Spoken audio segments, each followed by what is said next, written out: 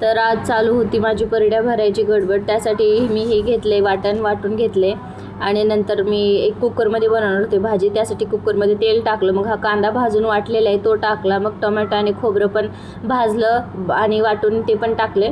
मग नंतर हे छान असं मिक्स झालं आणि थोडंसं भाजलं की त्यामध्ये वरून टाकले मी 2 चम्मच मिरची। यामध्ये जास्त मसाले जात नाहीत पण भाजी खूप छान लागते।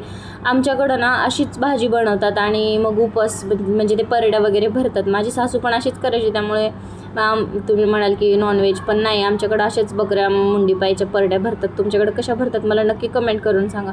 नंतर मी थोडंसं हे सगळा मसाला वगैरे टाकला, मटण टाकलं। मटणाला मी अद्रक लसूण कोथिंबीरीची पेस्ट लावून घेतली होती।